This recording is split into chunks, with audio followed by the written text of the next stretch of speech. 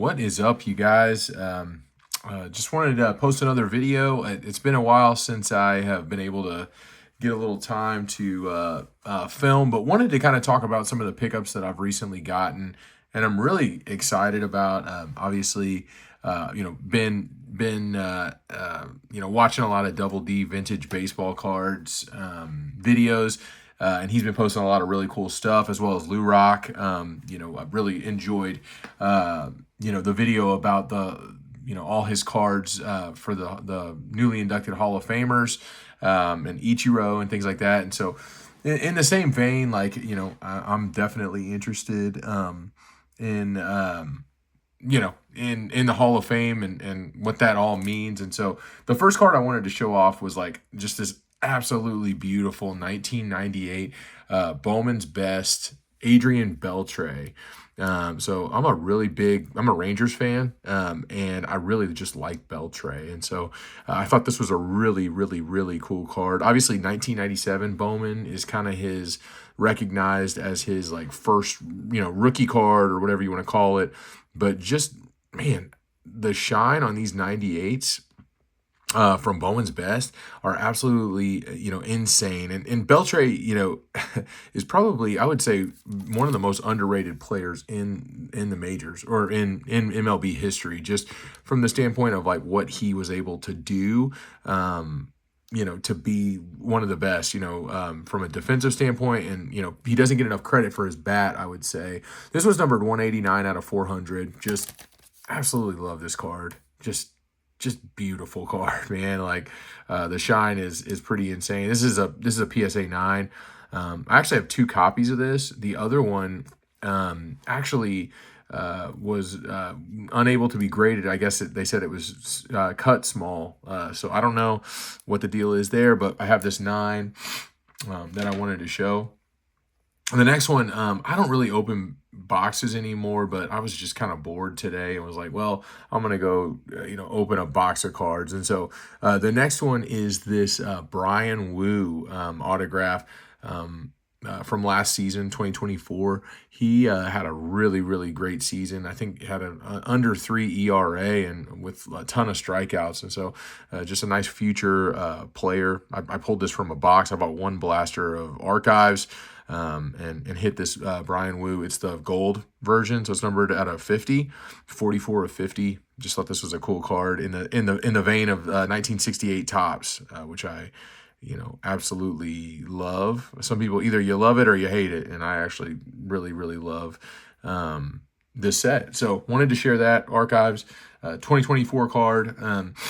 The next one, so this one I got inspired by Double D vintage baseball cards. I'd never actually seen this card before. It's the 73 Topps Johnny Bench, and this one was on eBay. Pretty decently centered. I would say the top to bottom's off, but left to right is perfect. Just a great example. And I love like what it says on the back. I'll show you in just a second about Johnny being like one of the most eligible bachelors in the majors, which I just thought was really, really amazing and funny that they would put that on the back of a card. That's pretty great. And they even have like the woman, watching him with the little hearts, which I thought was just hilarious. So yeah, he was an MVP in 72. And I just love the look of this card. He's kind of, looks like he's tracking down a foul ball, close to the dugout, the opposing team's dugout. Looks like they were playing the Giants that day. So, just a really cool looking card. Love the action shots. Love Johnny Bench. The next one. So this one I was definitely inspired by Dylan at Double D Vintage. He talks about these cards and finding them well centered and the difficulty of finding them well centered. And I saw this and I was just like, holy cow, this is like right up his alley. So the card is the 1975 Topps Mini George Brett. And so finding these cards centered, and again, it might very slightly be off. But I mean, I haven't seen any copy look like this. There's like a little spot there on these two corners here.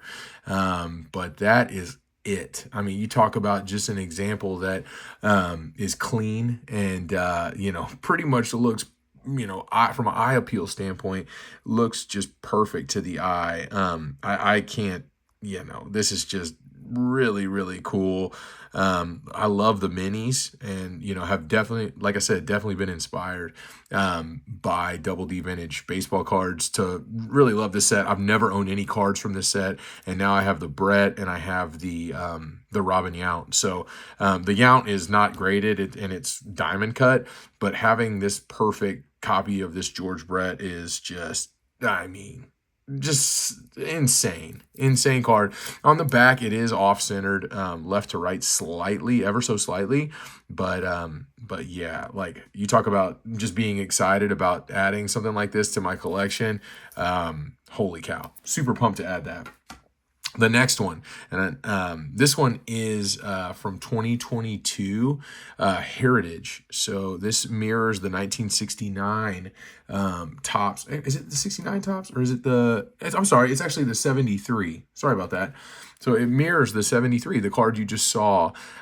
Just love this photo of Soto. He's like smiling. It's the black refractor, and it's actually the first one that was made. So it's number 1 of 73. So they number this based on the year that they emulate, which I think is just so cool. But the shine on these black refractors. I think actually Double D Dylan showed an Ichiro that he has in this card, and I was actually working on the entire run. I had the gold that's numbered to only 5, and then I have some of the others still, but I actually ended up selling the gold to work on something else because I was like, well, I'm gonna reallocate these funds, but I couldn't let go of the black. I just thought it was just a beautiful example of this card, and honestly the last Heritage card where he's playing for the Nationals. So super excited about that card. I love looking at this, love the shine, and I mean obviously Soto is on pace to easily make it into the Hall of Fame.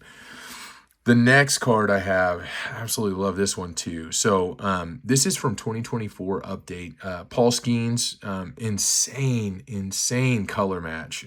So I ripped a bunch of the hangers, which I do every single year. And so this looks like a gold. It's actually it looks like there's something in the case there. I need to get that out, but this is actually a yellow. These come 1 in 11 hanger packs, and I bought like 2 or 3 of them and ended up hitting the Skeens, which I was just like, holy cow. I was gonna send this for grading. It's clean. I would give it a 10 all the way around, but I was just like, man, this would look so good in one of my slabs, and I don't really have a grading order to send in right now, so just figured I would just put it in one of my slabs for now. And obviously I'm still working on the label, getting the front and back looking right, but just thought this Skeens was so cool. Like the yellow and black it just pops. So love that card. Wanted to share that one with you as well. And then my last pickup is this 1968 Topps Bob Gibson. Gibson won the MVP in the Cy Young Award in 68. And so this card is extremely special. Kind of similar to, the Paul Goldschmidt I showed in my last video. Like having a card of significance from a time when a player won the MVP, but to win the MVP and the Cy Young in the same year, like that's huge. And also Gibson had the lowest ERA in the live ball era of 1.12 during the 1968 season. So just insane. Gibson, the dominance that Gibson had, while he was playing was just so cool. Love the look of these 68s. I love the back of them. I just think the back looks really cool. And then like the little, it's almost like it's like a comic strip or something. I just think, man, what a cool thing. And to hold this in your hand, in 68, I can imagine, a kid ripping this pack and holding this card in his hand. And, back in 1968, after Gibson had just won the Cy Young and the MVP, like, holy cow, this was a banger card, in 68. So love the portrait look of the card and just the beautiful, nature, just love the card, just love it. So just kind of wanted to share these with you. I know, there's a lot of cards out there, and I'm, slowly kind of piecing together a lot of my the cards that I like. Really, the thing I look for the most is like, do I like the player? Is it somebody that I would want to collect? Does the card look centered? Is it nice? Like, and so it's just a fun journey. It's just what a fun journey that this has been. And as I continue on and learn more about cards, maybe that I don't even know about, I'll be continuing to pick stuff up. But just wanted to share these pickups with you real quick, and excited to continue on this YouTube baseball card collecting journey.